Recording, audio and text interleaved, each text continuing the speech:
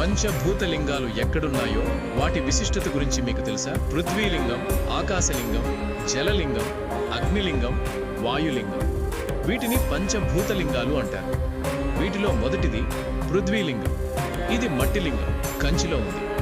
ఇక్కడ మహాదేవుడు ఏకాంబరేశ్వరుడిగా ఉద్భవించాడు. ఈ శివలింగాన్ని పార్వతీదేవి ప్రతిష్ఠించింది. ఇక్కడ ఉన్న అమ్మవారిని కామాక్షిదేవి అంటారు. అష్టాదశ శక్తిపీఠాలలో ఇది ఒకటి. రెండవది ఆకాశలింగం. ఇది తమిళనాడులోని చిదంబర క్షేత్రంలో ఉంది. ఆకాశలింగ దర్శనం రహస్యమైన ఆకాశవలి శూన్యంగా కనిపిస్తుంది. ఇక్కడ లింగ దర్శనం ఉండదు. అందుకని చిదంబర రహస్యం అని పేరు కూడా వచ్చింది. ఇక్కడ నటరాజస్వామి, శివకామి సుందరీదేవి అమ్మవారు మాత్రమే ఉంటారు. మూడవది జలలింగం. ఈ లింగం కింద ఎప్పుడూ నీటి ఊట ఉండడం వలన దీనిని జలలింగం అంటారు. ఇది తమిళనాడులోని తిరుచినాపల్లి సమీపంలో గల జంబుకేశ్వర క్షేత్రంలో ఉంది. ఇక్కడ స్వామివారు జంబుకేశ్వరుడు, అమ్మవారు అఖిలాండేశ్వరి.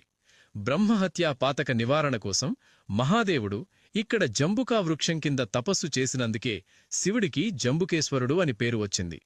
నాలుగవది అగ్నిలింగం. తమిళనాడులోని అరుణాచలంలో తిరువన్నమాలయ క్షేత్రంలో జ్యోతిర్లింగంగా ఉద్భవించాడు. అరుణాచల శిఖరంపై ఒక అగ్నిలింగం ఉద్భవించి తేజోలింగం అయ్యాడు. ఆయన పేరే అరుణాచలేశ్వరుడు. ఐదవది వాయులింగం. ఆంధ్రప్రదేశ్ తిరుపతికి దగ్గరలోనే శ్రీకాళహస్తి క్షేత్రంలో వాయులింగంగా ఉద్భవించాడు.